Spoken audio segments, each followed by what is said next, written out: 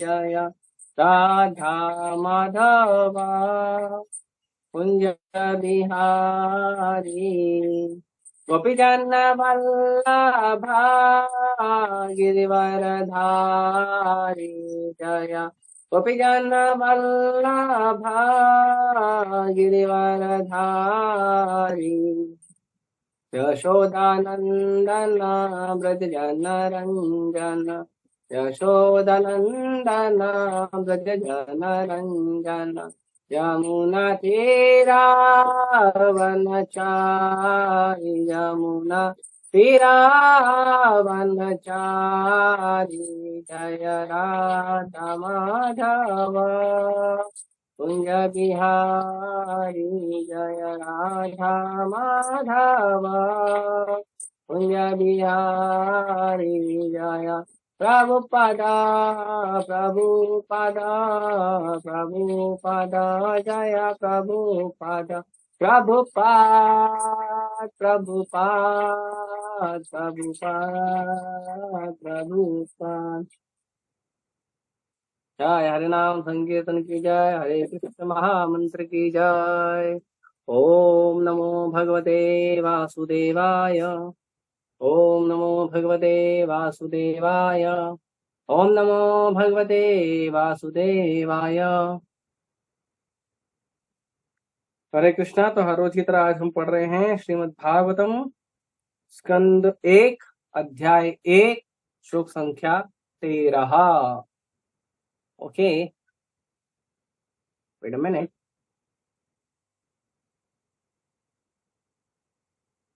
तथा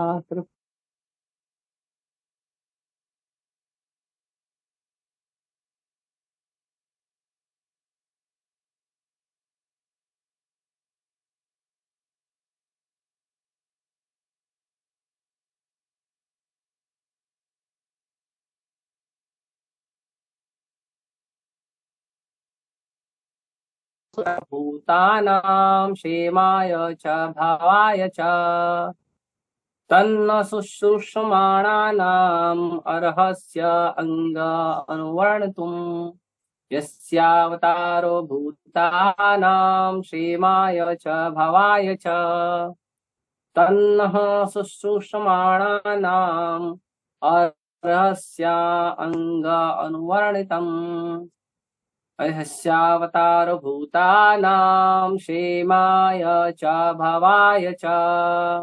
कोई पढ़ेगा? कोई नहीं कर तो आप पढ़ो। नवजोत प्रो एक बार पढ़ना चाहिए ना। कोई पढ़ेगा तो पहले देख लो, ट्राई कर लो।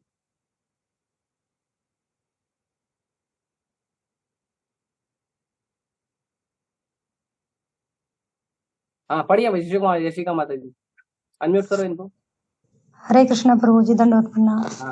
हाँ ततश्रुषुर्मानानाम् अर्हसि अंग अनुवर्णतुम् यस्य अवतार भूतानां क्षेमाय च भवाय च। हरे कृष्ण। वंडरफुल, बहुत अच्छा पढ़ते हैं माता जी आप, रोज पढ़ना चाहिए आपको। जी प्रभु जी कृपा है आपकी। हरे कृष्ण। जय दादा दादी की जय। कृष्णा माता जी है यहाँ पे, शी इज फ्रॉम साउथ। वो पढ़ेंगे क्या? हरे कृष्ण प्रभु जी। माता प्लीज ट्राई। तन्नागश्रुमानानाम् अर्हसि अङ्गानुवर्णितं यस्यावतारो भूतानां क्षेमया च भवाय च। So wonderful. Why don't you read every day? Try. Okay. Anyone else? और किसी को पढ़ना है? कोई ट्राई करना चाहता है? कोई बुद्धिमान भक्त? ऐसे सब बुद्धिमान है, आप लोग सब अच्छे हैं, मेरे से तो ज्यादा ही बुद्धिमान है। ओके, शब्दार्थ अनुवाद और तात्पर्य। कृष्ण कृपा मूर्ति अभय चरणारविंद भक्ति वेदांत स्वामी श्री प्रभुपाद जी गदा श्री प्रभुपाद की जय। वे हमको सुषमाणानाम जो प्रयत्नशील हैं और हंसी करना चाहिए। अंगा हे सूत गोस्वामी अनुवर्णितम पूर्ववर्ती आचार्यों का अनुगमन करते हुए व्याख्यान करने के लिए। यस्या जिसका अवतारः अवतार, भूतानां जीवों के क्षेमाय कल्याण के लिए, च तथा भवाय उन्नति के लिए, च तथा। हे सूत गोस्वामी, हम भगवान तथा उनके अवतारों के विषय में जानने के लिए उत्सुक हैं। कृपया हमें पूर्ववर्ती आचार्यों द्वारा दिए गए उपदेशों को बताइए, क्योंकि उनके वाचन, श्रवण तथा कहने सुनने दोनों से ही मनुष्य का उत्कर्ष होता है। क्या बात है, वापस रिपीट कर रहा हूं मैं। हे सूत गोस्वामी, हम भगवान तथा उनके अवतारों के विषय में जानने के लिए उत्सुक हैं। कृपया हमें पूर्ववर्ती आचार्यों द्वारा दिए गए उपदेशों को बताइए, क्योंकि उनके वचन, श्रवण तथा कहने सुनने दोनों से ही मनुष्य का उत्कर्ष होता है। हरि बोल। तात्पर्य, यहाँ पर परम सत्य के दिव्य संदेश के श्रवण हेतु आवश्यक शर्तें प्रस्तुत की गई है। पहली शर्त यह है कि श्रोता को अत्यंत निष्ठावान तथा सुनने के लिए उत्सुक होना चाहिए। दूसरी शर्त यह है कि वक्ता मान्य आचार्यों की शिष्य परंपरा में से हो। जो लोग भौतिकता में लिप्त रहते हैं वे परमेश्वर के दिव्य संदेश को नहीं समझ पाते। प्रामाणिक गुरु के निर्देश में मनुष्य धीरे धीरे शुद्ध होता जाता है, अतः उसे शिष्य परंपरा में होना चाहिए और विनीत भाव से श्रवण कला करने की कला सीखनी चाहिए।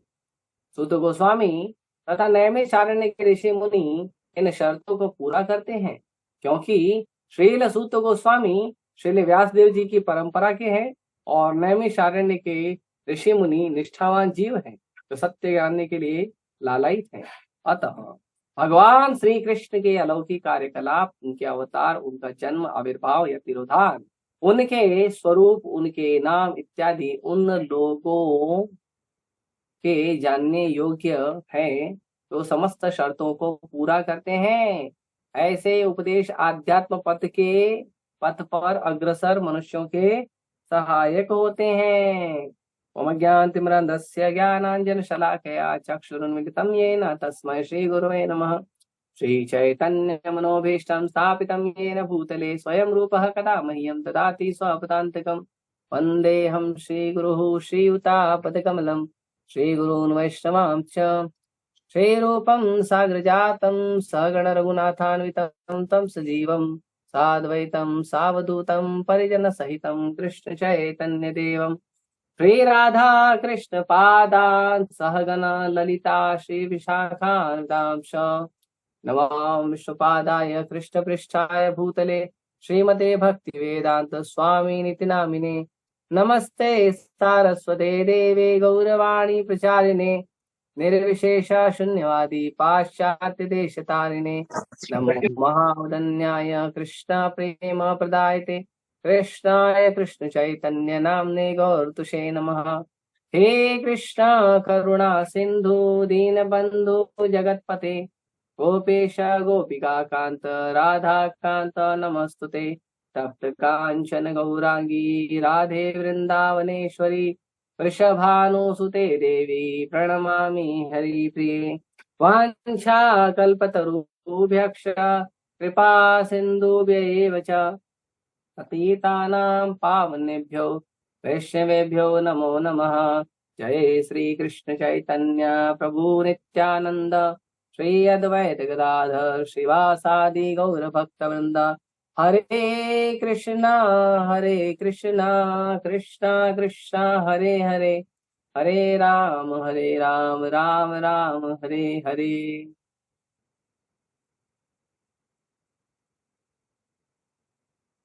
हरे कृष्णा। सभी भागवत सुनने भक्तों का हार्दिक स्वागत है।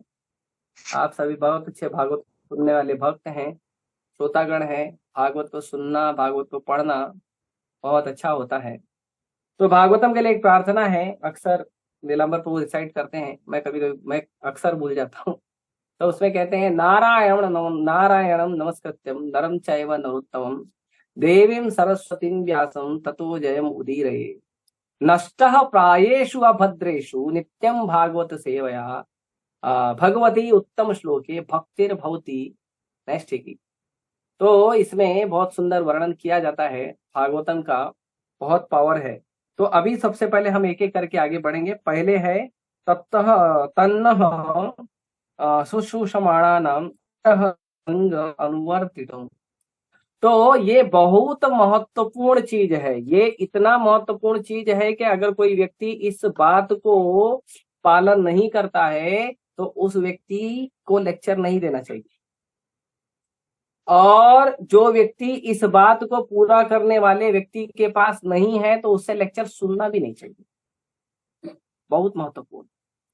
कोई भी व्यक्ति अगर अनुशुश्रमाणा नाम नहीं है तो उस व्यक्ति से हमको लेक्चर नहीं सुनना चाहिए, ना उस व्यक्ति को लेक्चर देना चाहिए।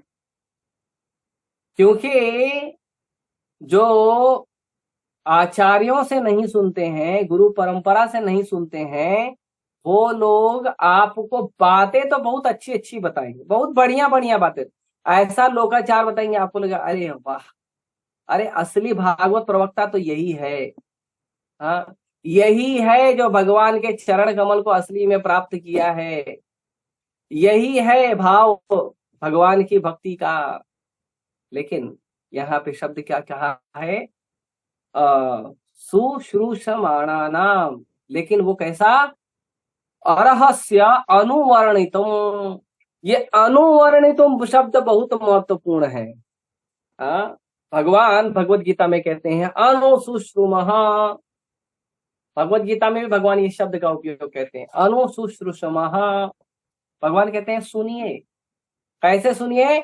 जो आचार्यों ने बताया है उसको सुनिए। तो ये चीजें हमें बहुत ज्यादा महत्वपूर्ण है समझना कि यदि हम अनुवर्णितुम नहीं है तो लेक्चर मत दीजिए। आप अपने मन से जितना अच्छा अच्छा विचार करते हैं, आपको अपने मन में जितना अच्छा अच्छा सुंदर सुंदर विचार आता है, वो विचार को कृष्ण कथा नहीं कहते हैं। आपने जो समाज में या अपने बड़ों से या गांव के लोगों से, गांव के जो सदाचारी लोग हैं उन लोगों से आपने कुछ अच्छा अच्छा सुना है, उसको कृष्ण कथा नहीं कहते हैं। बहुत महत्वपूर्ण वस्तु है ये कि अनुशुश्रूषमाणानाम, आगे अनुवर्णितम। ये अनुशुश्रूषमाणानाम और अनुवर्णितम बहुत महत्वपूर्ण शब्द है। तो जो शुश्रूषमाणा नाम है वो क्या है? सुनने वाले लोग के, जो सुनने वाले हैं। तो सुनने वाले को क्या होना चाहिए? सुश्रूषमाणा नाम, मतलब सुनने वाला व्यक्ति जो है वो उत्कट होना चाहिए सुनने के। देखिए, आप लोग बुरा मत मानिएगा, मैं थोड़ा एक उदाहरण लेता हूं। अभी हम लोग हैं तो हम लोग क्या कहते हैं, भागवत सुनते हैं, भगवत गीता सुनते हैं, लेक्चर सुनते हैं। सुनने के बाद हम लोग क्या करते हैं? प्रसाद पाते हैं, और प्रसाद पाने के बाद भूल जाते हैं। जो सुना वो भूल जाते हैं प्रसाद पाने के बाद। तो ऐसा क्यों होता है बार बार? लेकिन आप देखो, अगर कोई बॉलीवुड का एक गाना बज जाए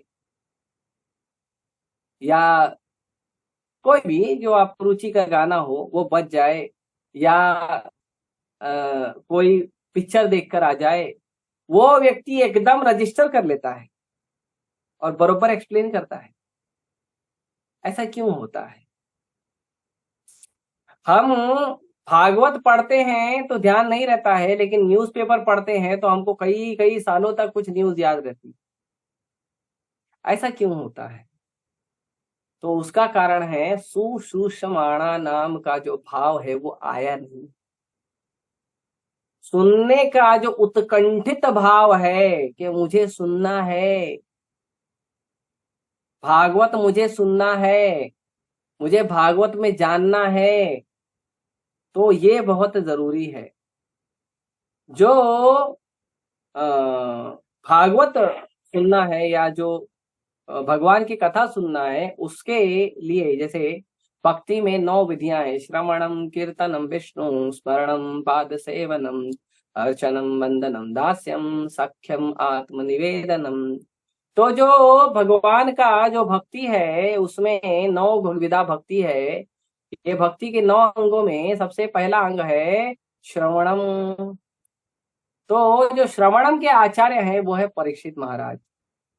परीक्षित महाराज जब उनको प्यास लगी तो उन्होंने प्यास लगी तो गए वो एक कुटिया में एक मुनि के पास पानी मांगने। लेकिन उस समय उनके ऊपर कली का सवारी आ गई थी। क्यों आ गई थी वो बड़ी चर्चा बाद में देखेंगे। तो कली का सवारी आ गया था। तो उन्होंने क्या किया, ऋषि का अपमान कर दिया। ऋषि के घर में एक मरा हुआ सांप डाल दिया। ऋषि के बेटे को पता चला। ऋषि के बेटे को ऋषि के बेटे उसके फ्रेंड लोगों ने बता दिया कि देखो तुम्हारे पिताजी का ऐसा अपमान हुआ, एक राजा ने अपमान किया है। तो जो ऋषि का बेटा था श्रृंगी, उसने क्या किया, तुरंत श्राप दे दिया कि मैं श्राप देता हूं, तुमने मेरे पिताजी का अपमान किया है तो 1 हफ्ते में तुम मृत्यु को प्राप्त होगी। तो महाराज परीक्षित को ये बात पता चली जब वो जो जिस ऋषि के गले में उन्होंने सर्प डाला था, मरा हुआ सर्प, उस ऋषि को जब पता चली तो वो ऋषि बड़े दुखी हुए। वो बोले अरे इतने धर्मपरायण राजा है हमारे और राजा को ऐसे श्राप नहीं देना चाहिए। तो उन्होंने क्या किया, उन्होंने तुरंत क्या किया, महल में खबर भिजवाई कि मेरे पुत्र ने आपको श्राप दे दिया है, तो आप जो है क्षमा कीजिए इस पुत्र को और आप अपनी तैयारी कर लीजिए। तो परीक्षित महाराज के अंदर हालांकि इतना शक्ति था, वो भगवान के इतने उत्तम भक्त हैं कि वो श्राप को काट सकते थे। भगवान के जो उत्तम भक्त होते हैं ना, जो शुद्ध भक्त होते हैं, उनके ऊपर श्राप आपका असर नहीं पड़ता है। और खास करके आप लोगों के लिए खुशखबरी है कि कलयुग में अगर आपको कोई व्यक्ति श्राप देता है ना तो दुखी मत होइए, क्योंकि कलयुग में किसी के श्राप का कोई वैल्यू ही नहीं है। क्योंकि कलयुग में जो श्राप है वो किसी का काम ही नहीं करता है। क्यों काम नहीं करता है? क्योंकि उसके लिए उतनी उत्तम साधना चाहिए। जिस व्यक्ति की उसने उतना उत्तम साधना नहीं है उस व्यक्ति का श्राप काम नहीं करता है, और आशीर्वाद भी कई बार काम नहीं करता है। तो इसीलिए आशीर्वाद भगवान के भक्तों से मांगिए, भगवान से मांगिए।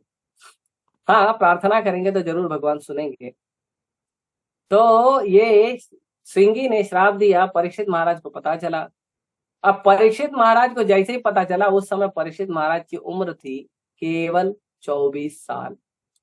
24 साल का राजा जो है उसको पता चला कि उसको 7 दिन में मरना है। तो क्या करना चाहिए? पत्नी को जाके समझाना चाहिए, पुत्रों को समझाना चाहिए, राज दरबार के लोगों को बताना चाहिए, उनको बोलना चाहिए कोई टोना टोटका ढूंढो यार, मेरी मौत का हिसाब किताब आ गया है, कोई टोना टोटका ढूंढो, अभी तो मेरी उम्र भी नहीं हुई है, अभी तो मैं मर जाऊंगा, अच्छी बात नहीं है। ऐसा करना चाहिए। लेकिन परीक्षित महाराज भगवान के भक्त हैं। परीक्षित महाराज ने तुरंत, जैसे उनको न्यूज मिली, तुरंत उन्होंने पूरा राज दरबार छोड़ा और निकल गए वन। एक अंग वस्त्र पहन के वन में निकल गए। अब पूरे पृथ्वी का राजा निकल गया पूरा राजपाट छोड़ के। उन्होंने तुरंत अपने बेटे जन्मेजय को राज्याभिषेक किया, निकल गए। पूरे पृथ्वी का राजा निकल गया और पूरे पृथ्वी का राजा जाकर ढूंढ रहा है कि पूछ रहा है हर साधु से, हर संत से कि मृत्यु के समय किसी को, व्यक्ति को क्या करना चाहिए। यदि किसी व्यक्ति का मृत्यु आ गया है तो उसको करना क्या चाहिए, सबसे पूछ रहा है। कोई बोला ये यज्ञ करा लो, कोई बोला ये हवन करा लो, कोई बोला दान कर लो, कोई बोला तर्पण कर लो, कोई कुछ बोला, कोई कुछ बोला, कोई कुछ बोला, सब बोल रहे थे।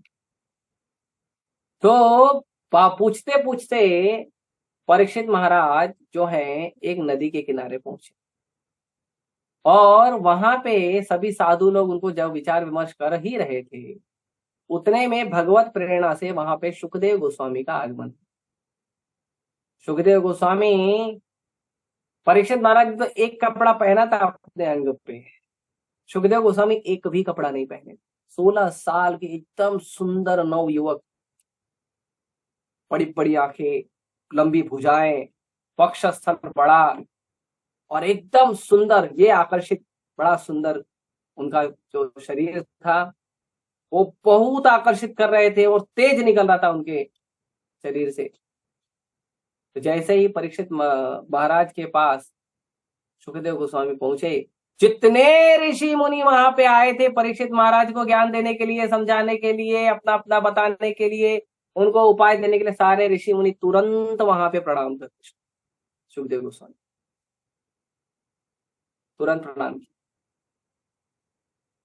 और सुखदेव गोस्वामी ने कहा, परीक्षित महाराज, किसी भी व्यक्ति को यदि अपने जीवन की तैयारी करनी है तो उसको केवल एकमात्र एक जगह पे बैठकर उत्कंठित भाव से केवल कृष्ण कथा सुननी चाहिए और कुछ नहीं। केवल उसको कृष्ण कथा सुननी चाहिए, उसको कुछ दूसरा नहीं सुनना चाहिए। कोई कर्म कांड है, कोई ज्ञान कांड है, कोई यज्ञ है, कोई हवन है, कोई ध्यान है, कुछ नहीं, कुछ नहीं करना उसको। उसको केवल एक जगह बैठना चाहिए और भगवान के भक्तों से श्रवण करना चाहिए, कृष्ण की कथा सुननी चाहिए। अभी आएगा, आगे देख लेना आप लोग। तो कृष्ण की कथा सुनने का ये उत्कंठित भाव। परीक्षित महाराज तुरंत राज्य छोड़ दिया। प्रभुपाद जी कहते हैं कि वैदिक समय पे ऐसा होता था कि जब पुत्र जवान हो जाता था, पुत्र बड़ा हो जाता था, तो पिता जो है वो अपने पुत्र को राजगद्दी देकर पिता वन में चले जाते थे भगवत प्राप्ति के प्रयास के लिए। लेकिन परीक्षित प्रभुपाद जी कहते हैं, लेकिन आजकल के जो नेता लोग हैं, जब तक उनको गोली से नहीं मार दिया जाए तब तक वो कुर्सी नहीं छोड़ते हैं। और जब तक जिंदा है, जब तक उनका मर्डर ना हो जाए, गोली ना मार दिया जाए, जब तक जनता उसको खींच के जमीन पर पटक न दे, तब तक वो राज करते रहते। ये गलत बात है। इतना आसक्त नहीं होना चाहिए, ना धन से, ना वैभव से, ना पत्नी से, न माता पिता से, न बच्चों से। सेवा करिए, ड्यूटी करिए, वो सब सही है, लेकिन आसक्ति इतनी मत बनाइए उनसे। उनसे ज्यादा आसक्ति नहीं बनाना चाहिए। आसक्ति केवल कृष्ण से, कृष्ण भक्तों से, कृष्ण की कथा से होना चाहिए, क्योंकि वो इटर्नल है। कृष्ण के भक्त इटर्नली आपके साथ रहेंगे, कृष्ण इटर्नली आपके साथ रहेंगे, कृष्ण का आपके हृदय में प्रेम इटर्नली आपके साथ रहेगा। बाकी संसार का जो भी व्यक्ति से आपको संबंध बना है, वो सारे व्यक्ति के जो संबंध है वो टेम्पररी है। अभी जैसे, बुरा ना मानिएगा, अभी माहौल चल रहा है तो बोलना पड़ता है।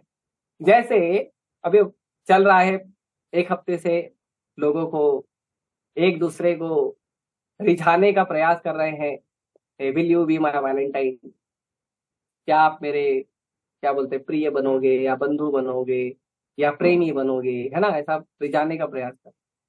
लेकिन क्या फायदा बताओ, अगर मान लो आपने 7 जन्मों का मरने जीने का कसम खा भी लिया, गारंटी अगले जन्म में मिलेंगे वो लोग? अगले जन्म में कुत्ता बना, छिपकली बना, तो कॉकरोच बना, तो हाँ? इस जन्म में हम कितना भी पति धर्म का एकदम अच्छे से पालन कर ले, पत्नी धर्म का अच्छे से पालन कर ले, माता पिता धर्म का अच्छे से पालन कर ले, पुत्र पुत्री धर्म का अच्छे से पालन कर ले, कितना भी कर ले, आप बताइए अगले जन्म में गारंटी है कुछ मिलेगा? अगले जन्म में हमारा क्या व्यवहार होगा, उसको कुछ गारंटी है? तो जब तक हमारा ये भाव क्लियर नहीं होगा कि केवल कृष्ण और कृष्ण के साथ संबंध और कृष्ण के भक्तों के साथ जो संबंध है वही हमारा सनातन है, वही हमारा शाश्वत है, जब तक ये भाव नहीं आएगा तब तक क्या होगा? तब तक ये पुनरपि जननम पुनरपि मरणम पुनरपि जननी जठरे शयनम एहि संसारे बहुदुस्तारे कृपया पारे पाहि मुरारे। तो जब तक हमारा भगवान के प्रति रुचि नहीं उत्पन्न होगा, कृष्ण भक्ति के प्रति रुचि नहीं उत्पन्न होगा, तो क्या होगा? बार बार पैदा होगे, बार बार मरोगे, बार बार पैदा होगे, बार बार मरोगे, बार बार माँ के गर्भ में आपको आना पड़ेगा। आप मनुष्य के माँ के गर्भ में भी आ सकते हो, देवता के भी आ सकते हो, किन्नर गंधर्व चारण राक्षस भूत पिशाच, भूत पिशाच के तो नहीं होते या पशु पक्षी कीट मकोड़े, सबके माँ बाप हैं, सबके माँ बाप, लेकिन दूध सबको नहीं मिलता। चैतन्य चरितामृत में वर्णन है, जन्मे जन्मे सबे कोई पिता माता पाए, गुरु कृष्ण नहीं पाए करह उपाय। कि हर जन्म में आपको माता मिलेंगे, पिता मिलेंगे, पत्नी मिलेगी, बच्चे मिलेंगे, पति मिलेगा, दोस्त मिलेंगे, संबंधी मिलेंगे, लेकिन आपको हर जन्म में गुरु और कृष्ण नहीं मिलेंगे। चाहे कोई जन्म ले लो आप, हर जन्म में आपको मिलेंगे पिता, माता, भाई, बंधु, पति, पत्नी, बच्चे, सगे संबंधी, रिश्तेदार, मित्र, सब मिलेंगे।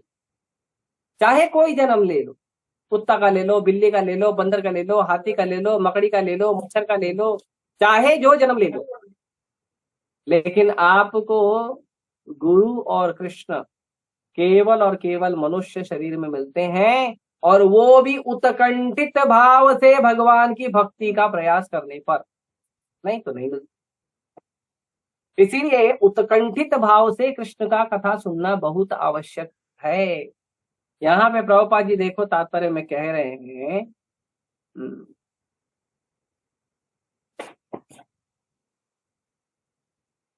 सबसे पहली जो उसके अंदर नियमावली है वो ये है कि सुनने वाला जो है वो निष्ठावान होना चाहिए और उत्कंठित होना चाहिए। निष्ठावान होना, ईमानदारी से सुनना है। कृष्ण कथा इसलिए नहीं सुनना है आज कथा सुन लिया, कल जाके दूसरे को बताऊंगा, पैसा कमाऊंगा, भागवत कथा करूंगा, भागवत कथाकार बन जाऊंगा, या मैं कथा करने लगूंगा, लोगों के घर पे रह जाके प्रोग्राम करूंगा, मुझे डोनेशन मिलेगा। नहीं, निष्ठावान बनिए, अपनी भक्ति के लिए कथा सुनिए, अपनी भक्ति के लिए कथा करिए, निष्ठावान बनिए और उत्कंठित बनिए। ये भक्ति, ये कथा जो सुन रहा हूं, ये कथा मैं अपने लिए सुन रहा हूं, ये कथा मैं अपने और कृष्ण के संबंध के लिए सुन रहा हूं। ये उत्कंठित भाव होना चाहिए, और ये उत्कंठित भाव नहीं होगा तो कैसे प्रगति होगा। तो प्रभुपाद जी कहते हैं, और जो कहने वाला व्यक्ति है, जो बताने वाला व्यक्ति है, वो बताने वाला, जो कृष्ण कथा बताने वाला व्यक्ति है, वो कृष्ण कथा बताने वाले व्यक्ति का क्या भाव होना चाहिए? उसका भाव होना चाहिए अनुवर्णितः। अनुवर्णितः का मतलब है कि वो व्यक्ति अपने मन से कभी किसी भी व्यक्ति को शास्त्रों से पढ़ के अपने मन का जो उसको मेंटल कॉन्कॉक्शन, जो मानसिक विचार है, वो किसी को नहीं बताना चाहिए। आपको कृष्ण कथा सुननी है भगवान के भक्तों से, कृष्ण कथा भगवान के भक्तों से सुनने के बाद आपको वो कथा जो है दूसरों को बतानी चाहिए। आपको क्या बताना चाहिए दूसरों को? आचार्यों की वाणी, भक्तों की वाणी। आपको गीता पढ़कर, आपको भागवतम पढ़कर, आपको शास्त्र पढ़कर, आपको पुराण पढ़कर क्या समझ में आया वो महत्वपूर्ण नहीं है। आपने आचार्यों से, पूर्ववर्ती आचार्यों से, गुरुजनों से, अपने जो भगवान के महाभागवत भक्त हैं, उन लोगों से आपने क्या सुना और उससे आपके जीवन में क्या परिवर्तन आया, वो महत्वपूर्ण है। ऐसे तो भगवत गीता का ज्ञान वाले लोग भगवत गीता के अंदर से मोटिवेशन भी निकाल देते हैं, क्या फायदा उसका? भगवत गीता मोटिवेशन का बुक है। हाँ प्रभु जी देखो, भगवत गीता मोटिवेशन का बुक है। अर्जुन लड़ नहीं रहा था, भगवान ने उसको मोटिवेट किया, वो लड़ना तैयार हो गया। अरे भाई, आप लड़ने वाले हो, आपके लड़ने की इच्छा है क्या? हाँ। तो ये चीजें समझना बहुत महत्वपूर्ण है कि मोटिवेशन तो आएगा भगवत गीता पढ़ने से, क्योंकि कृष्ण के शब्द हैं, कृष्ण हमारे पिता हैं। हमारे पिता के जब हम शब्द सुनते हैं तो हमारे हृदय में उत्साह आता है, सही बात। हर जीव को उत्साह आएगा, लेकिन आप भगवत गीता पढ़ क्यों रहे हो?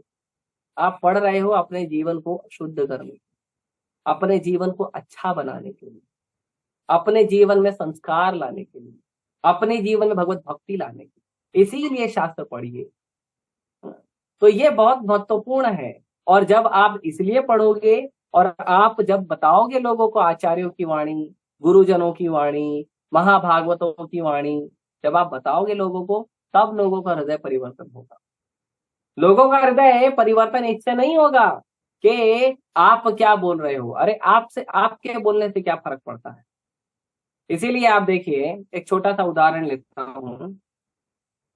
कई सारे साधु आते हैं, बड़ा बड़ा भागवत कथा करते हैं, अब बहुत बड़ा बड़ा भागवत बहुत फेमस हो जाते हैं, लेकिन जैसे ही वो साधु शरीर छोड़ता है उसका मूवमेंट पूरा खत्म हो जाता है। बहुत लोग आए प्रभुपाद जी के समय पे भी, बहुत से जगत गुरु, मंडलेश्वर, महामंडलेश्वर, श्री श्री ये, श्री श्री वो, बहुत लोग आए। लेकिन जैसे ही वो जो व्यक्ति है, जो सुप्रीमली फेमस जो व्यक्ति है, जैसे ही वो शरीर छोड़ता है पूरा का पूरा मूवमेंट खत्म हो जाता है। लेकिन अगर आप देखेंगे ब्रह्म मध्व गौड़ीय संप्रदाय में मध्वाचार्य जी के अप्रकट होने के बाद भी जो ब्रह्म मध्व संप्रदाय है वो आगे बढ़ रहा है। भगवान स्वयं चैतन्य महाप्रभु प्रकट हुए, और भगवान स्वयं चैतन्य महाप्रभु ने जब लीला अप्रकट की उसके बाद भी भगवान के जो 6 शिष्य थे षड गोस्वामी, उन्होंने इस मूवमेंट को कंटिन्यू किया। भक्ति विनोद ठाकुर ने मूवमेंट को जो है आगे बढ़ाया, वो मूवमेंट को आगे कंटिन्यू उनके शिष्यों ने किया। भक्ति विनोद ठाकुर के जो पुत्र हैं भक्ति सिद्धांत महाराज, उन्होंने उसको आगे बढ़ाया। भक्ति सिद्धांत महाराज के जो पुत्र हैं या जो भक्ति सिद्धांत महाराज के शिष्य हैं ऐसी भक्ति वेदांत स्वामी प्रभुपाद, उन्होंने फिर मूवमेंट को आगे बढ़ाया।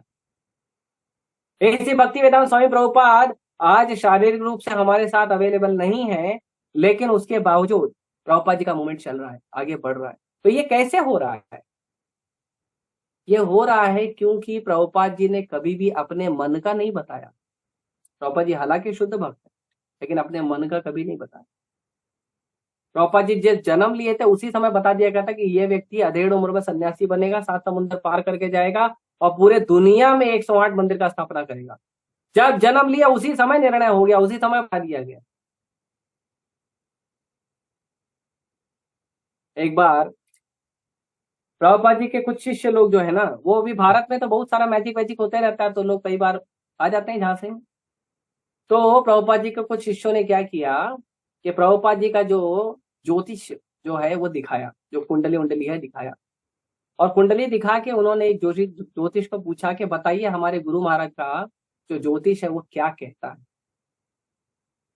तो जब वो ज्योतिष ने देखा प्रभुपाद जी का कुंडली, और देखने के बाद वो ज्योतिष ने क्या कहा, वो ज्योतिष ने कहा कि इनकी जो नक्षत्र की जो ग्रहों की रेखाएं एकदम सीधी है। ऐसी सीधी रेखा या तो भगवान के प्रकट होने पे होती है या तो भगवान के भक्तों के प्रकट होने पे होती है। और ये व्यक्ति के ऊपर पूरी सृष्टि में कभी कोई कर्म काम नहीं कर सकता। ये व्यक्ति कभी कर्म के बंधन में आता ही नहीं है, और ये व्यक्ति जो काम करता है वो सीधे भगवान के आदेश के अंदर काम करता है। वो अपने मन से कभी कुछ सोचकर काम नहीं करता, सीधा वो भगवान का स्मरण करता है, भगवान उसको आदेश देते हैं और वो सीधा काम करता है। और ये व्यक्ति जब लिखता है तो इसकी जो कलम है उसमें स्याही नहीं होती है, इसकी कलम में अग्नि होती है, जो इनके द्वारा लिखे गए शास्त्रों को पढ़ेगा उसके जीवन के सारे दुखों को जलाकर राख कर देगी। इसीलिए कहते हैं प्रभुपाद जी का पुस्तक पढ़िए।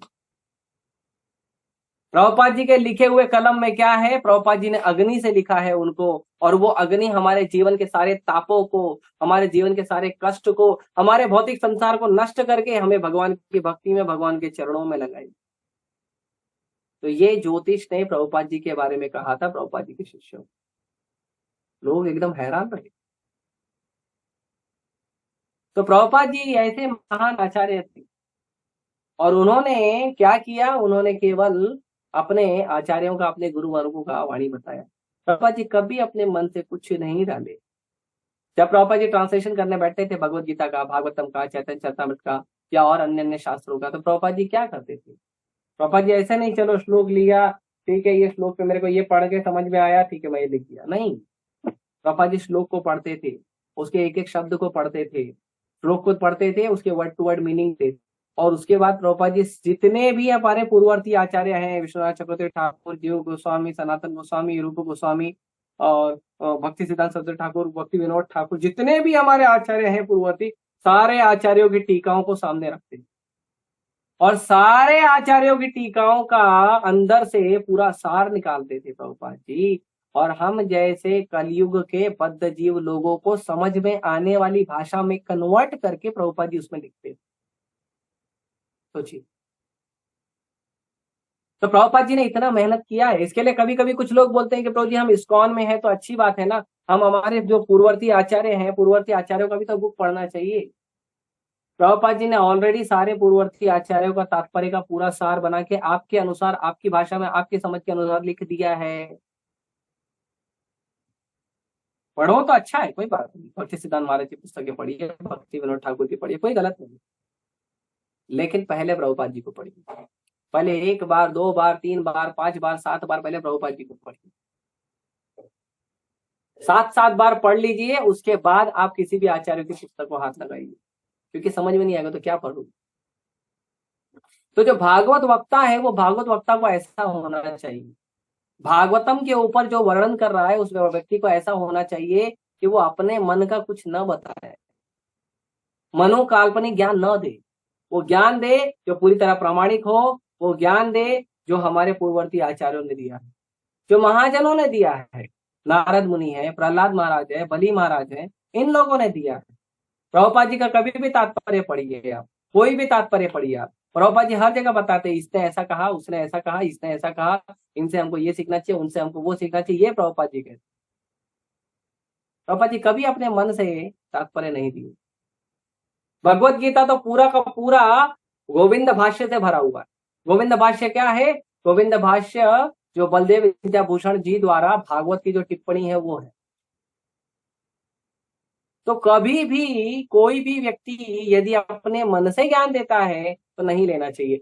भगवत गीता में भगवान बोलते हैं कि अर्जुन मैं जो तुमको ज्ञान दे रहा हूं ना, वो ज्ञान ऐसा नहीं दे रहा हूं कि ये ज्ञान मैं तुमको दे रहा हूं, नहीं, ये जो पहले जो पुराने संतों ने जो बोला है ना, मैं वही इसको रिपीट कर रहा हूं। आप बताइए, भगवान से बड़े हो गए हम लोग, कृष्ण से बड़े हो गए हैं क्या? अपने मन से कुछ पढ़ लिया, कुछ बोल लिया, कुछ देख लिया तो अपने मन से ज्ञान देना चाहते? नहीं, कोई भगवान से बड़ा नहीं है। भगवान कहते हैं कि हमको क्या करना चाहिए? अनुगमन करना चाहिए, भक्तों के शब्दों का अनुगमन करना चाहिए। खाली आपको मैं बता दे रहा हूं, जो इस्कॉन या इस्कॉन जैसी जो प्रामाणिक संस्था है, केवल इसी में आपको 12 के 12 महाजनों की शिक्षाओं का आपको यहाँ पे ज्ञान मिलेगा। और चले जाइए किसी भी संस्थाओं में, आपको वो ज्ञान नहीं मिलेगा। क्यों? क्योंकि कई सारी जगह पे लोग केवल अपने मन से कुछ लोकाचार, कुछ गांव की बातें, कुछ यहाँ वहां की कुछ अच्छी बातें बता के लोग अपना शिष्य बना रहे हैं। उससे आपको लाखों करोड़ों शिष्य तो मिल जाएंगे, लेकिन निष्ठावान कृष्ण भक्त नहीं मिलेगा। प्रभुपाद जी को कई बार कहा जाता था कि प्रभुपाद जी आपके जो हरे कृष्ण महामंत्र में ना 3 नाम है, हरे कृष्ण राम, एक नाम निकाल दो, मंत्र छोटा हो जाएगा, बहुत फॉलोअर मिलेंगे। प्रभुपाद जी ने कहा मैं समझौता नहीं करूंगा।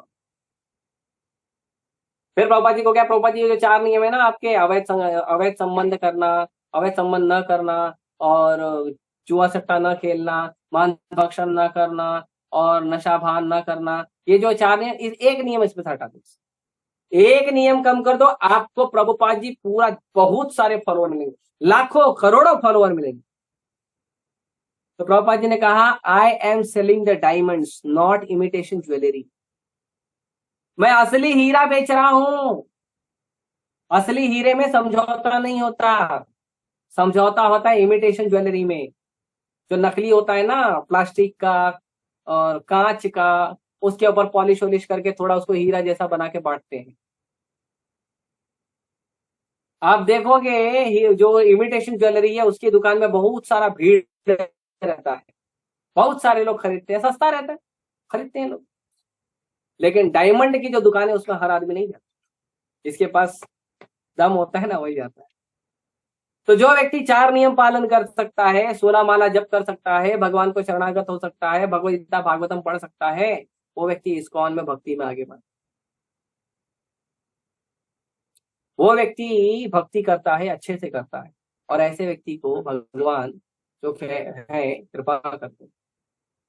इसके लिए जो इस्कॉन के भक्त हैं आप देखोगे वो एकदम डिफरेंट है, भाव का उनके अंदर सारा स्तर होता है, लेकिन फिर वे प्रचार के लिए शेर की तरह दहाड़ते हैं। तो ये भाव होना चाहिए भक्तों में। और ये आएगा कब? जब हम पूर्ववर्ती आचार्यों के शब्दों का अनुगमन करें, जब हम वही बताएंगे लोगों को जो हमारे पूर्ववर्ती आचार्यों ने बताया है, उसी को सुनेंगे, उसी को डाउनलोड करके उसी को लोगों को कहेंगे। हमारा काम है आप लोगों को महा महा महाप्रसाद देना, ये हमारा काम। महाप्रसाद का मतलब भगवान ने जो दिया वो हो गया महाप्रसाद, और भगवान के भक्तों ने उसको भगवान से लेकर हमको दिया, हो गया महाप्रसाद। और फिर हमारी गुरु परंपरा में आ रहा है, इतने सारे आचार्यों द्वारा वो उसको repeat repeat repeat repeat repeat repeat किया जा रहा है, तो क्या हो गया? महाप्रसाद। इस्कॉन में सब कुछ महा ही मिलता है। जप करने के लिए महामंत्र, खाने के लिए महाप्रसाद, भक्तों का महासंगम, सब महा मिलता है। इस्कॉन में सब बड़ा है तो बेहतर है। तो ये बहुत महत्वपूर्ण है हमारी भक्ति के लिए कि हम सुने वही जो हमें आचार्यों द्वारा वर्णित किया गया, पूर्ववर्ती आचार्यों द्वारा, और उसी को रिपीट करें। इसीलिए हमारे आचार्य गण कहते हैं कि जो भगवान कृष्ण की कथा है, तो भगवान कृष्ण की कथा केवल और केवल कृष्ण के भक्तों से सुनना चाहिए। अगर आप कृष्ण भक्तों से नहीं सुन रहे हो तो वही कथा आपके लिए नुकसानदेह हो। कैसे? तो कहते हैं कि जैसे दूध होता है, दूध बहुत पौष्टिक आहार है, लेकिन वही दूध को अगर सांप ने जूठा कर दिया है तो वही दूध आपके लिए जहर का काम करेगा। उसी प्रकार जो कृष्ण कथा है वो परम कल्याणकारी है, परम आनंददायक है। नष्ट प्रायेषु अभद्रेषु, जितना भी अभद्र है उसको प्राय पूरी तरह ऑलमोस्ट खत्म कर देता है। कैसे? नित्यम भागवत सेवा है, हर रोज भागवतम पढ़िए। क्यों पढ़े? भगवती उत्तम श्लोक है, क्योंकि ये उत्तम श्लोक भगवान कृष्ण का, इसमें गुणानुवाद है, भगवान कृष्ण का वर्णन है। और भगवान कृष्ण के वर्णन से क्या होता है? तो हमारे आज के श्लोक में कहा गया है कि भगवान कृष्ण का जो वर्णन है उससे क्या होता है? उससे कहने वाला और सुनने वाला दोनों का उद्धार होता है। ऐसा नहीं है कि जो कह रहा है वही महान, नहीं, जो सुन रहा है वो भी महान। आप नहीं सुनने आएंगे तो मैं क्या करूंगा? रूम में बैठ के थोड़ी क्लास दूं। आप लोग आ जाते हो, आप लोग का संग प्राप्त होता है, इसीलिए थोड़ी कृष्ण कथा करने का, हमें कीर्तन करने का और आपको श्रवण करने का मौका मिलता। तो हम दोनों, जो कहने वाले हैं, जो सुनने वाले हैं, दोनों का उद्धार। तो इसीलिए हमें कृष्ण कथा सुननी चाहिए, हमें प्रयास करना चाहिए, हमेशा कृष्ण कथा सुनना चाहिए। आगे प्रभुपाद जी कहते हैं कि जो नैमिषारण्य के जो भक्त थे, वो नैमिषारण्य के भक्त क्या थे? जो सुनने आए थे। तो उस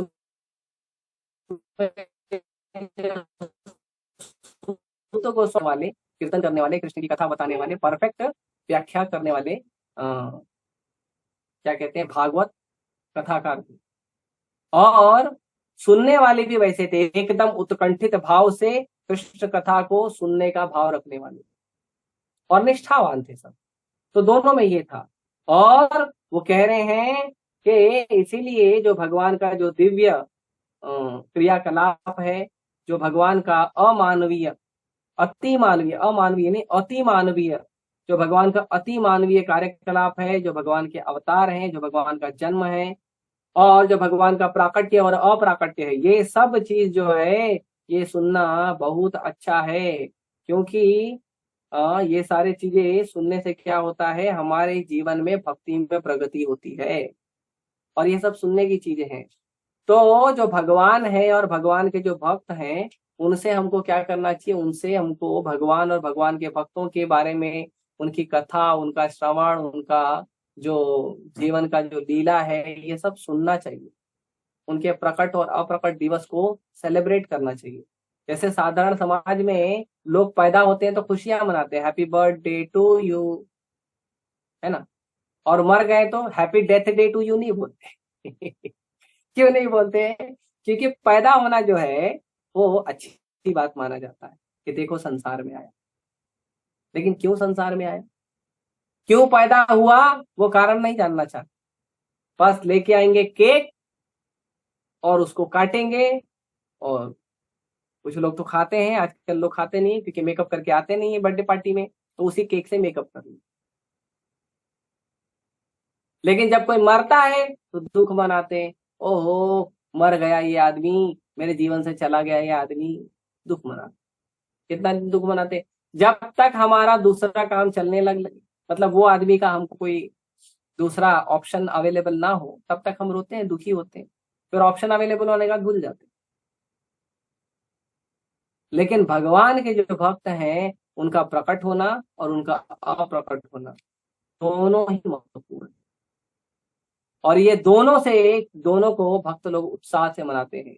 वो प्रकट हुआ है तो संसार के उद्धार के लिए, वो प्रकट हुआ है तो संसार के लोगों को कृष्ण कथा बताएगा, भगवान की कथा बताएगा और लोगों के उद्धार के लिए कार्य करेगा।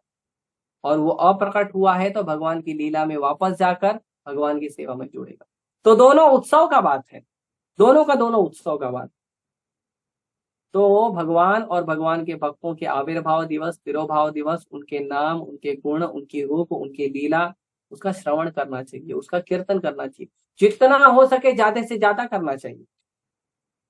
उससे हम शुद्ध होते हैं। वैष्णव का गुणगान करने से हमारा हृदय बहुत जल्दी शुद्ध होता है, इसलिए वैष्णव का गुणगान करना चाहिए। इसके लिए आप देखो, इस्कॉन में देखो, हर समय हम लोग भगवान कृष्ण का तो गुणगान करते हैं, प्रभुपाद जी का भी गुणगान करते रहते हैं।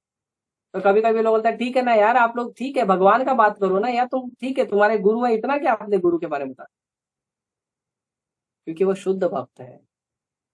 हम प्रहलाद महाराज का गुणगान करते हैं, हम ध्रुव महाराज का गुणगान करते हैं, हम अम्बरीश महाराज का गुणगान करते हैं, हम नव योगेंद्र का गुणगान करते हैं, हम युधिष्ठिर महाराज का करते हैं, अर्जुन का करते हैं, भीम का करते हैं, नकुल का, सहदेव का, द्रौपदी का, उत्तरा का, कुंती का, भीष्म पितामह का, सारे के सारे भगवान के भक्तों का हम गुणगान करते हैं। क्यों? क्योंकि भगवान के भक्तों के गुणगान करने से, उनके उनके गुणों को चर्चा करने से हमारे हृदय में जल्दी शुद्धता आती है। ये साधारण सी बात है कि जिस व्यक्ति का गुण, जिस व्यक्ति का रूप चरित्र आप चर्चा करते हो, उसी व्यक्ति का गुण रूप चरित्र आपके शरीर में अपने आप आ जाता है। आजकल लोग पॉलिटिक्स की बात करते हैं, इसके लिए सब लोग नेता बन के घूम रहे हैं। क्रिकेटर की बात करेंगे, बॉलीवुड वालों की बात करेंगे, इसके लिए वही बन के घूम रहे हैं। लेकिन यदि लोग कृष्ण की और कृष्ण के भक्तों की चर्चा करेंगे तो पूरा का पूरा संसार भक्तमय हो जाएगा, कृष्णमय हो जाएगा। राम तो आ गए हैं, लेकिन राम राज्य आ जाएगा जिसमें हर रोज लोग राम की चर्चा करेंगे। ये बहुत महत्वपूर्ण है। इसीलिए राम आए हैं तो राम का राज भी आना चाहिए। और राम का राज आएगा राम के प्रेमी भक्तों द्वारा, जब हर गली, हर सड़क, हर घर, हर मंदिर में राम का गुणगान होगा, कृष्ण का गुणगान होगा, महाप्रभु का गुणगान होगा, उनके भक्तों का गुणगान होगा। अब असली में रामराज आएगा। आपको पता है, भगवान भगवत गीता में जनक महाराज को बहुत महान बताते हैं। जनक महाराज का उदाहरण देके बताते हैं कि यदि किसी व्यक्ति को भक्त बनना चाहिए तो जनक महाराज जैसा भक्त बनना चाहिए। क्यों? जनक महाराज का वर्णन क्यों कर रहे हैं? जनक महाराज जो सीता मैया के पिताजी हैं, तो भगवान उनका वर्णन इसलिए कर रहे हैं क्योंकि जनक महाराज अपनी सभा में, अपने जो राज्य सभा है उस राज्य सभा में कभी भी पॉलिटिक्स का चर्चा नहीं करते। किसके साथ क्या अच्छा हुआ, क्या बुरा हुआ, क्या करना है, क्या नहीं, कुछ नहीं चर्चा करते।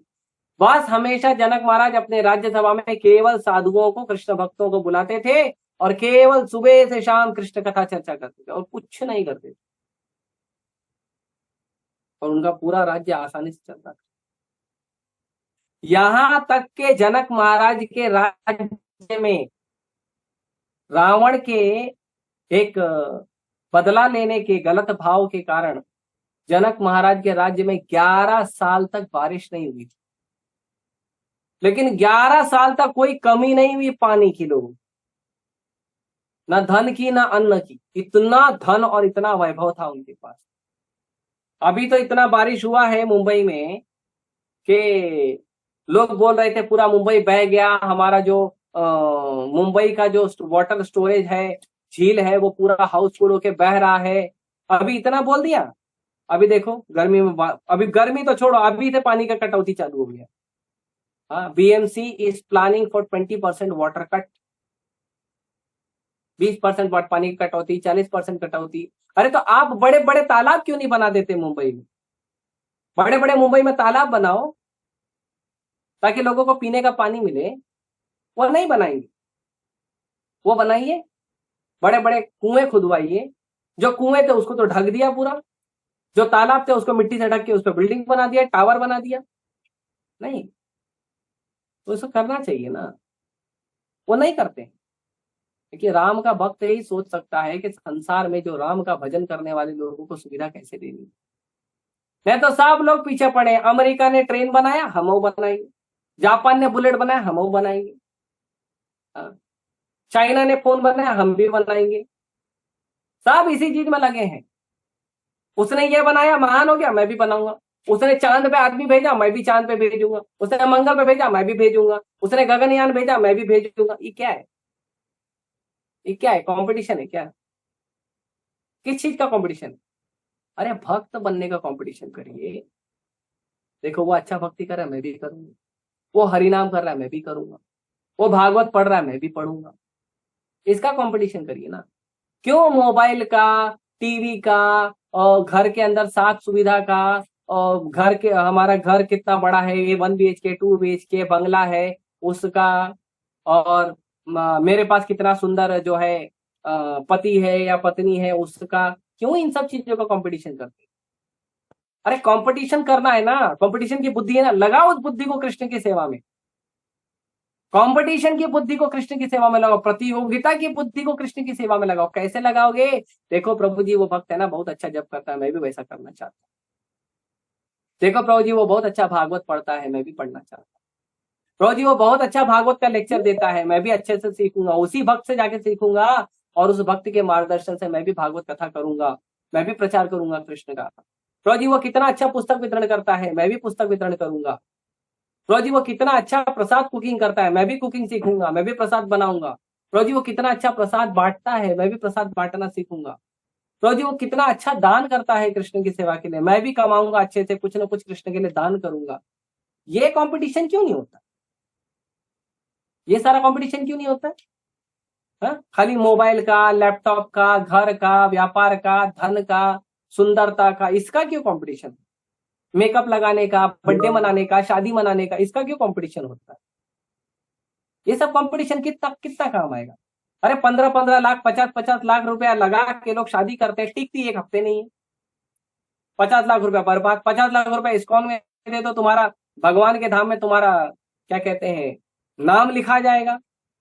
भगवान के धाम में तुम्हारे लिए भगवान तुम्हारे लिए स्पेशल जगह रखेंगे। तुम भगवान का घर बना, भगवान तुम्हारा घर बनाएंगे। सोचिए, 50-50 लाख रुपए, 1-1 करोड़, 2-2 करोड़, अंबानी लोगों की शादी है, 2-2 हजार करोड़, 5-5 सौ करोड़, कितना पैसा खर्चा हो रहा है। और शादी कितना नहीं टिकती है, 1 महीने के बाद बस she is feeling for divorce, he is feeling for divorce. क्यों? क्योंकि कंपटीशन सही चीज का नहीं किया। अच्छे गुणों को विकसित करने का कंपटीशन करिए ना,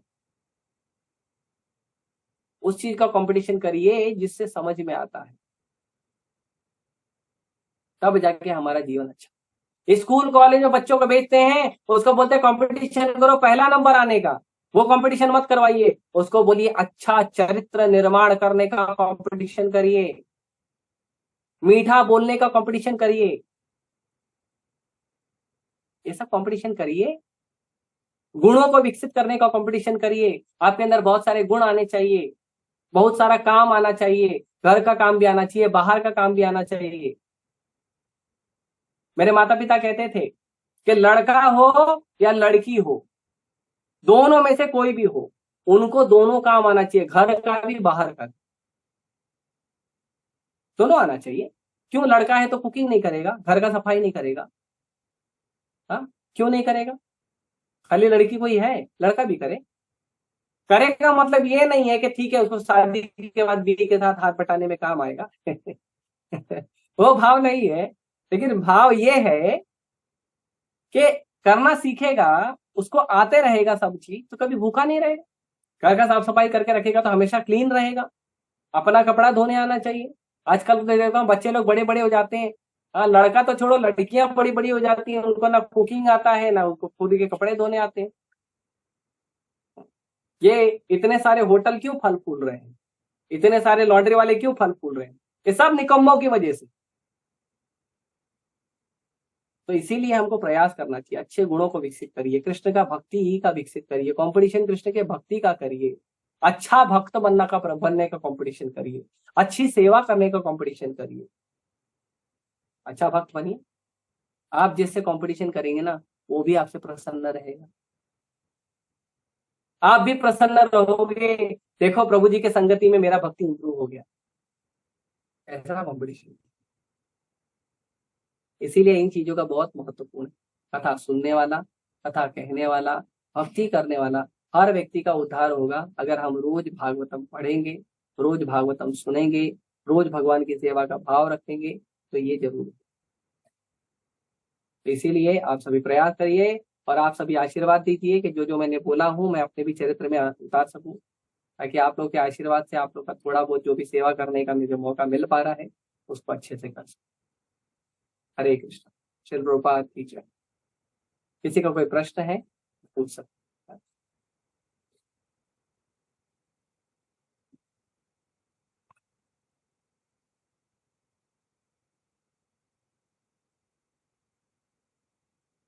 यस माता, जशिका माता। हरे कृष्णा प्रभु जी। प्रश्न तो माता जी कोई नहीं है। हाँ, प्रश्न हमारा कोई नहीं है, लेकिन आप जब बोलते हैं और बोलते चले जाते हैं तो हम लोगों को ऐसे लगता है कि बस सुनते ही चले जाएं। बस ये छोटी सी प्रार्थना हो गई हमारी कि आप हमें मतलब कंटिन्यू क्लास आप ही रखें, क्योंकि आपकी हाँ जो बातें हैं वो हमको बिल्कुल सीधे समझ में आ जाती हैं। इसीलिए हाँ, कि कंटिन्यू आप ही क्लास रखें और हमारे नीलांबर प्रभु जी रखें और आप रखें बस प्रभु जी। हरे कृष्ण। नहीं नहीं, देखिए देखिए क्या है, हमारे जितने भी भक्त लोग हैं, हर भक्त के अंदर बहुत सारे गुण हैं और इन सभी गुणों को हमको हर भक्त से सीखना चाहिए। प्रभुपाद जी के बगीचे में बहुत सारे फूल हैं, बहुत सारे मोती हैं, हर मोती को लीजिए, हाँ, अभाव नहीं होना चाहिए ना किसी का। और आप देखेंगे धीरे धीरे धीरे धीरे समय समय पे बहुत सारे भक्तों के बहुत सारे गुण प्रकट होंगे, है ना। अब मैं बड़बड़िया हूं तो उसका क्या, उसको आप गुण बता रहे हो, बड़बड़ी आदमी का क्या गुण होता है? लेकिन ठीक है, आपका जो मेरे लिए सम्मान है, आपका आशीर्वाद बना रहे, मैं कृष्ण की सेवा करते रहूं अच्छे से। लेकिन जो हमें हर भक्त से सुनना चाहिए, हर भक्त के अंदर बहुत सारे गुण हैं। कृष्ण का जो जितने भक्त हैं कृष्ण के, सारे भक्त अद्भुत हैं, किसी में कोई कमी नहीं है और सब में शुद्धता है, तो इसीलिए सबसे सुनना चाहिए। ठीक है माता, क्षमा कीजिए, आपकी बात को काट दिए। जी प्रभु जी, बहुत अच्छा, आपने हमको और एक अच्छी चीज सिखाई कि हमको सभी भक्तों को समान भाव से देखना है। हरे कृष्णा, हम हर पल आपसे सीखते हैं। हरे कृष्ण। और किसी का कोई प्रश्न है? हरे कृष्णा प्रभु जी। यस माता। हाँ प्रभु जी, ये माता जी जो कह रही हैं वही मुझे भी बहुत अच्छा लग रहा है, जो मतलब कि आप ही रखें, वही आपका ज्यादा समझ में आता है, बहुत अच्छे से समझ में आता है। हाँ। और प्रभु जी, जैसे कि अब हम तुलसी की माला पहन रखी है हमने, जैसे तुलसी की माला पहनते हैं तो जैसे कि किसको पहननी चाहिए? कम से कम जो नियम पालन कर सके, 4 नियम पालन कर सके कम से कम, और कुछ माला जप करें। तो जैसे प्रभु जी 4 नियम तो जैसे पालन करते हैं, माला ही मैंने आपको बताया था, वही थोड़ी सी कोशिश करती हूँ, लेकिन थोड़ा सा अटक जाती हूँ अभी। कुछ माला करिए, 8 माला करिए, 10 माला नहीं, करिए, 12 माला। वो तो कोशिश करती हूँ, पर हाँ, लेकिन वैसे तो कुछ लहसुन प्याज नहीं है और वैसा कुछ नहीं है, वैसे तो नियम सारा चाय कुछ कॉफी, सब। चाय कॉफी। नहीं नहीं नहीं, कुछ नहीं। हाँ तो बस पहन लीजिए, राधा राजगिरी मंदिर में आइए, भगवान के चरणों में तुलसी अर्पण करिए, पहन लीजिए। हाँ जी प्रभु जी, मैंने पहन रखी है, जैसे कि हमें फिर तुलसी जी हर टाइम पहन के रख सकते हैं, या जैसे कहीं हाँ, जाना हो, कुछ कहीं कहते हैं कि कहीं जैसे मृत्यु वगैरह हो जाती है या किसी के बच्चा वगैरह हो जाता है मैं तो नहीं वहां नहीं। उतारता ना, मैं नहीं उतारता। तो प्रभु जी जैसे नहीं, आप तो नहीं उतार सकते, पर हम जैसों के लिए पूछ रही हूँ मैं। अरे मैं और आप अलग है क्या? खाली कपड़ा तो अलग है। नहीं प्रभु जी, आप तो अंतर क्या है? कुछ अंतर नहीं है। कोई प्रभु अंतर जी नहीं मान। आपकी तरह का हम तो एक मतलब एक तुच्छ कीड़े की तरह हैं। हाँ तो मैं भी वैसे ही हूँ।